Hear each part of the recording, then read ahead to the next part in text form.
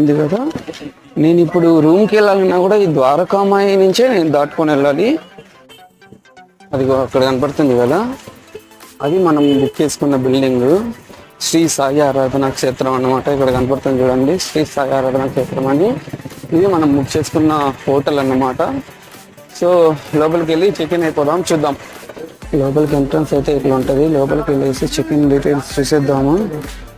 ఇక్కడ check okay. Finally ఈ అయితే ఇందులో ఇన్సర్ట్ చేయాలి.